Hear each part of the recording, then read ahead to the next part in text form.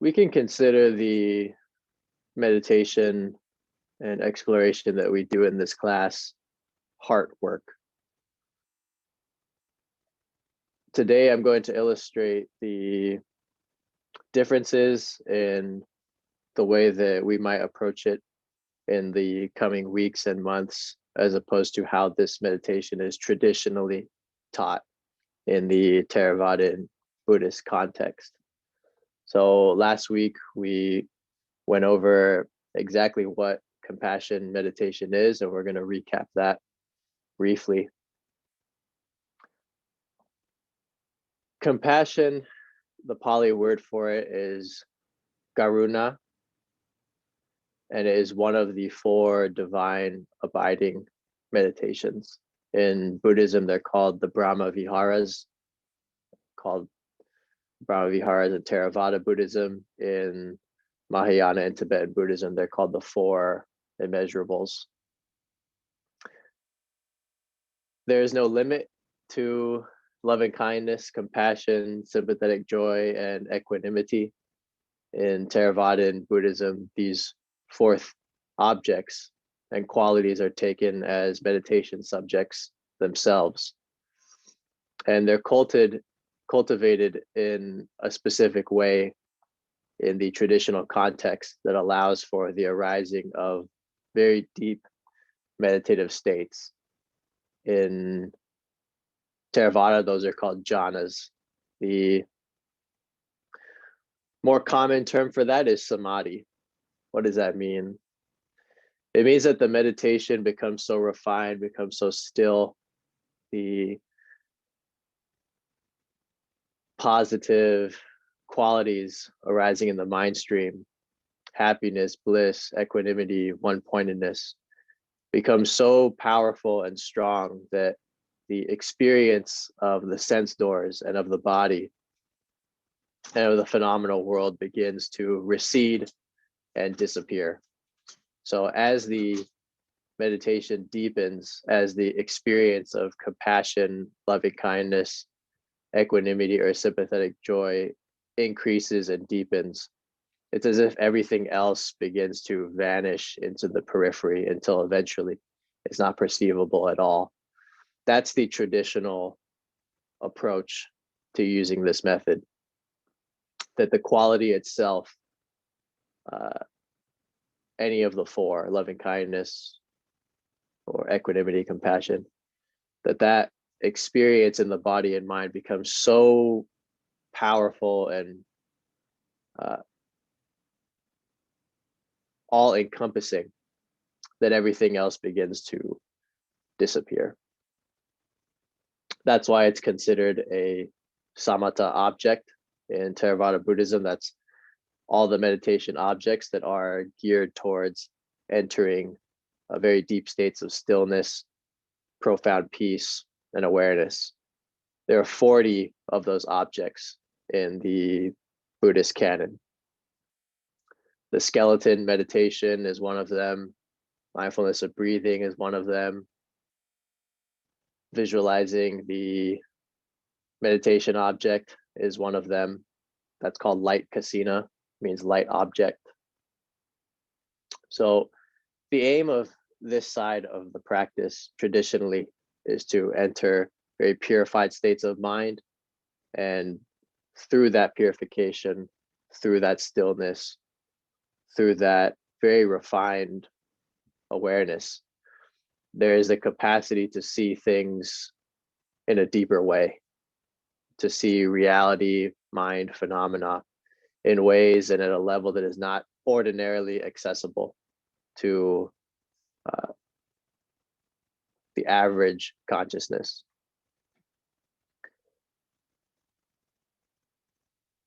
What you'll learn here is the basis for that, if you actually wanted to use this meditation as a long-term practice and make it a part of something that you do every day. That will be possible through what is learned here. What we're also opening the door for is exploring the heart in general. And that is where we depart from the traditional approach. So for example, in the traditional approach, when we're using, when we're seeing the subject, and in compassion meditation, suffering is the subject.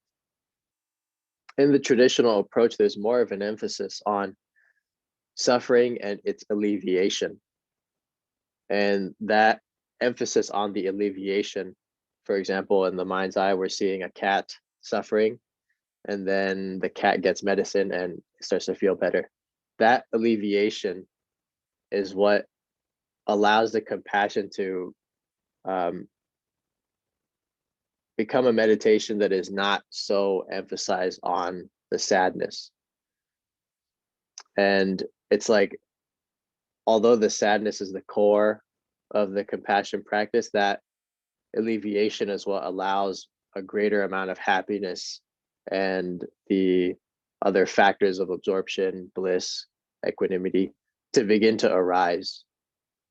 So just like in any other meditation method, the variance is in how there's variance in how this is taught.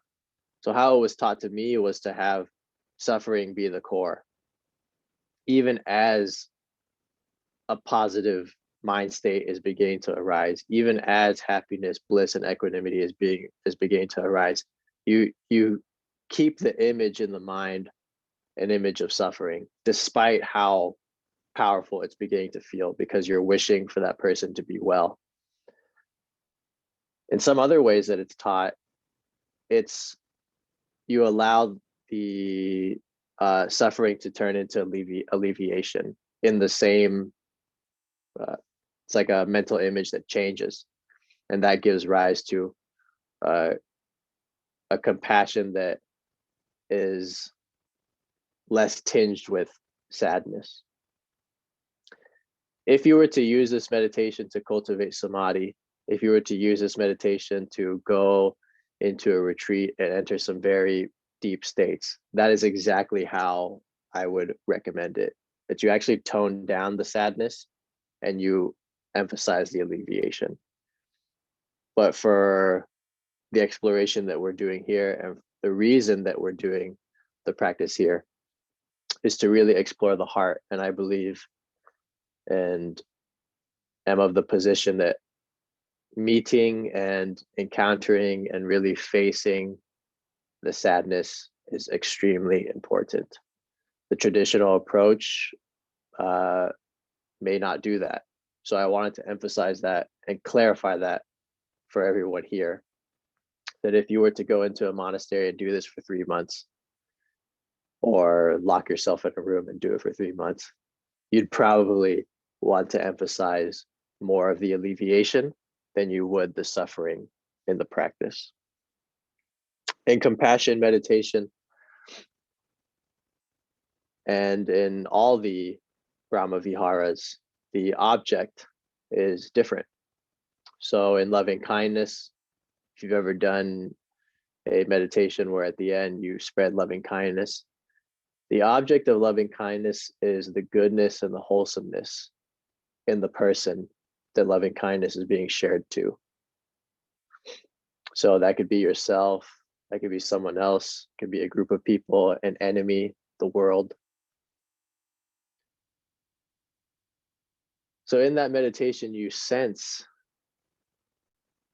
the goodness, excuse me, you sense the goodness or the wholesomeness in the person, in the object.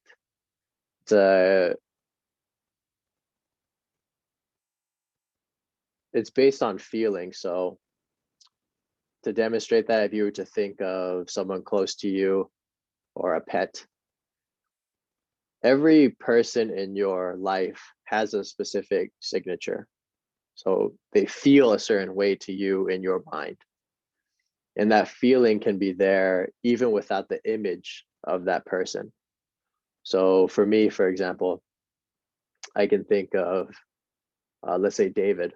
David feels a certain way to me in my experience. So I can sense that. If I was to remove David's face, I can still sense him as a person in my experience.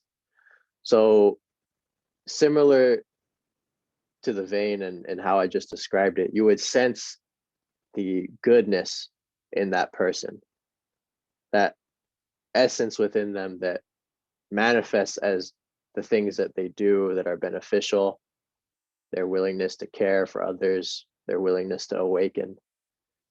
It's really a feeling thing as opposed to a logical thing. You just feel it out as if you could just feel that person's heart and what's there. And that is the object of loving kindness. The suffering in that person's heart is the object of compassion. So if David was the subject for me for loving kindness, I would sense the positive qualities in him. For compassion, I would sense the suffering in him. That's the difference. So each of the subjects in the Brahma Viharas, in these divine abidings, has the object, which in compassion is suffering, and it has an intention which supports it.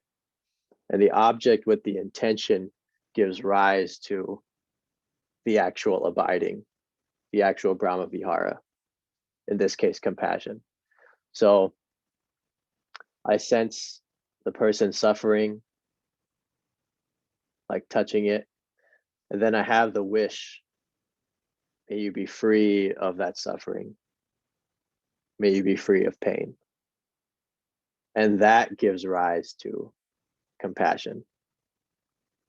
So meditating on the suffering or just sensing the suffering and having that wish for alleviation to support it. And initially this can be verbal, but at some point it just becomes orientation. It becomes an actual frame.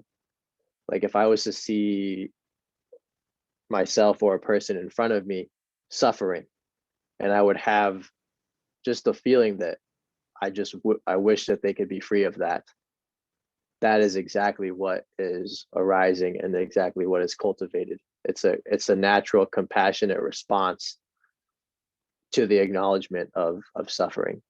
Yes, it's an actual meditation. Yes, it's very powerful. If you were to want samadhi out of this, focus more on the alleviation. If you want to tenderize, is that even a word? If you want to tender the heart and open more to suffering and to seeing more of the first noble truth, then emphasize the suffering. So these are the differences between the traditional approaches and more modern spins on it. How would the meditation work today? Since we have a new student, I'll be explaining that. So the object of compassion that we've been working with is ourselves. You could have really any being be the object of compassion, but for now and for the next few weeks, we'll take self as the object. If self is too difficult, you can take a person that is an easy object, or a being that is an easy object, like your dog or a pet or someone that you care about. And when you feel called to or ready to, then you can take yourself as the object. So it's easy to have compassion for other people. It's easy to have compassion for the people who have done great things for us. Sometimes, and for many of us here, it is difficult to have compassion for ourselves. We're very hard on ourselves. We're very critical. We want to be better. We're not where we want to be. We made mistakes. We have regrets. We don't like ourselves. That is why we're doing this work. To really embrace ourselves, to embrace the heart, and to explore a compassionate response that we would have for other beings, and see if we could have that for ourselves. In the meditation today, if you're able to, of course, how this would work is you'll sit down either on the floor or in the chair, and you would close your eyes and have an image of yourself. And initially, we start with loving kindness. So all the Brahma Viharas, the divine abodes, you start with loving kindness at the beginning. It gets you into a very high, purified state. And then from there, you can switch into like changing gears into the other objects.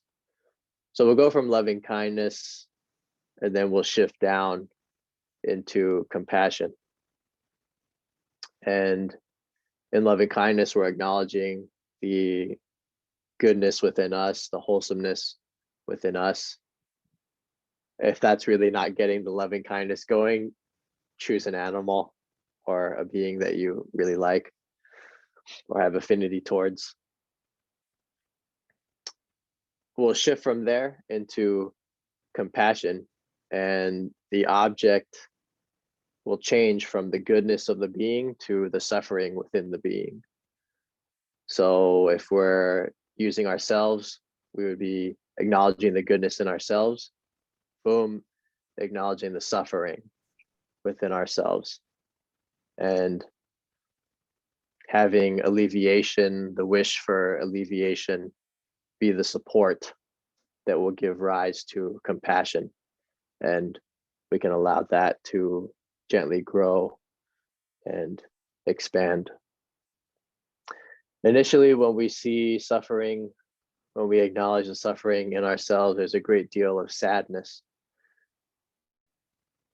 From the traditional approach, they may tell you to avoid that and choose a different object. The way that we're practicing here, I want all of us to meet that sadness.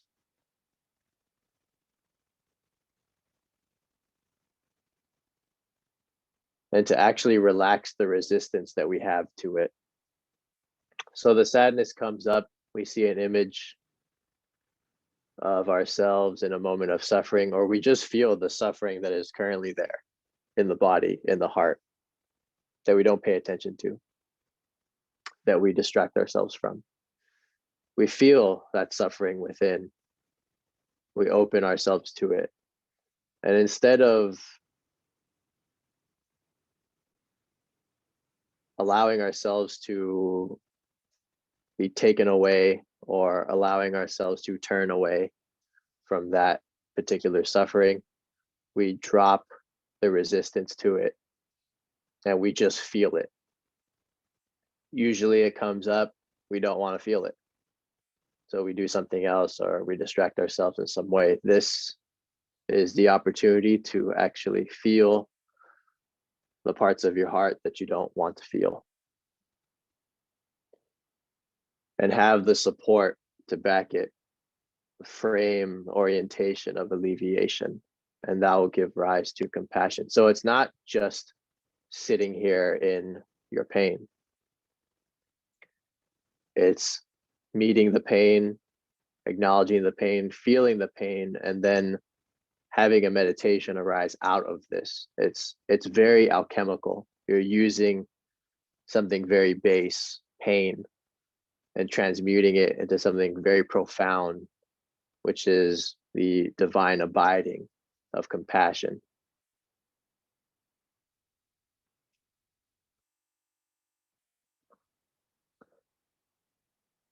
So with suffering as base, we have that wish for alleviation, and that gives rise to the divine abode, the compassion itself. If meeting that suffering if it's so deep that you can't even lean towards alleviation, and all you can do is sit with it, if that is what comes up from dropping resistance, then just proceed with that. Maybe you have to feel bad. Maybe you're supposed to feel bad. Maybe it's supposed to hurt, and that's just required at this time. But because we don't give it attention, because we push it to the side, because we distract ourselves from it, it's so intense. It's like, if anyone here has ever had a deep cut or has ever scraped themselves or had a gash or a wound, and you just take alcohol and you just pour it on it, it's a very, very painful thing initially. That alcohol, that purifying substance, that cleaning substance is the meditation. It is the acknowledgement, the very giving of attention, the very directing of awareness, turning awareness at that thing itself is healing. It itself is purifying. Just feeling it alone is incredible. If it's something that you avoid and you don't want to feel, and you actually drop resistance and you feel it and you have awareness of it, yes, that is very healing. Yes, that will be very painful and difficult. I want to touch for a few more minutes on the experience I had on a retreat doing this practice. I was given instructions specifically not to use a departed person as the object, because a lot of emotions are wrapped up in that. And I didn't follow instructions, and I totally used a departed person as the object, which was my father. So I did a 7-day retreat for the Brahma Viharas. The first 4 were, you would do each one: loving kindness, sympathetic joy, compassion, equanimity. And then the final 3 days, you could just, at your discretion, use whichever one that you wanted to cultivate more. So I went through all 4. And the final 3 days, I used compassion specifically for my father. And literally for 2 whole days, I was just sitting in sadness, because I was seeing, the moment he passed away, and I was seeing there were these images from our life together that came up, and having the frame of alleviation and having that compassionate orientation, I really saw that so much of what happened was just motivated by his own suffering. So much of what happened was just coming from his own pain. A lot of what happens and a lot of what people do that is negative and harmful comes from their own pain. So opening to that, considering that for yourself, that a lot of what we beat ourselves up over is coming from activities that are responses and reactions to our internal suffering and pain. Acknowledging that and having compassion for that is incredibly important. So with my dad on that retreat, first 2 days, mostly just suffering sits. That's how I would call them. Emotionally painful sits. And then on the last day, I don't know why it's always the last day, but on the last day, this very strong compassion started to arise in the mind stream, very purifying, and the whole body felt drenched, saturated in compassion. And then I understood why they call this a divine abiding, why they call this a protective meditation. Literally feels like a guard of love and compassion has suffused and enveloped the entirety of the body. This is one of the examples of the power behind these kinds of meditations. That compassion is not just a feeling. we may think that compassion is a feeling. It's actually a frame. It's actually a orientation of the mind. It's a way to see things. It's actually a lens. When you see things from a compassionate view, you see what people do in a different way.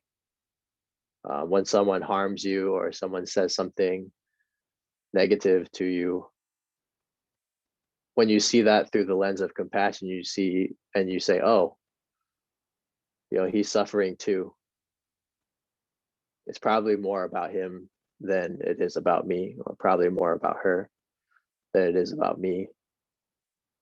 And there's a lot of freedom that can come from that understanding, as opposed to just being caught in reactivity and in judgment. Having that compassionate lens, it helps us understand things as they are.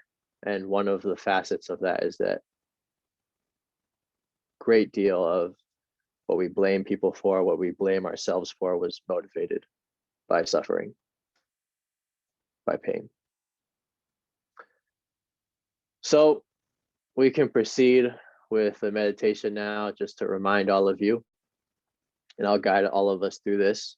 The initial object is the goodness in you. If that doesn't work, use someone else that you feel immediately positive about. So we'll take it up here, really wish well for that person, wish them to be safe, wish that they be healthy, that they be happy. That begins to give rise to a loving kindness. We can see that as like up here. And then we switch the object to the suffering in ourselves. And that may feel like we're just dipping, sinking into a denser state. So when we switch, we will take the suffering as the object. And it's up to your discretion, really, if you are willing and able to sit more with your stuff, then emphasize the suffering. If you want to emphasize the alleviation, that's going to give rise to more joy and a higher energy state initially. So it's up to you. If there is something inside you that you're not addressing and not feeling, I recommend that you do just feel it. But the option for emphasizing the alleviation is there. Everything happens on its own time. There's no urgency here. So do as you wish, and I'll guide us through it step by step. And the last few minutes, we'll do a brief loving kindness to dedicate the merits and the energy and the purification from this meditation to all beings. So see it as up here, down into suffering, and then back up. And that will conclude the meditation.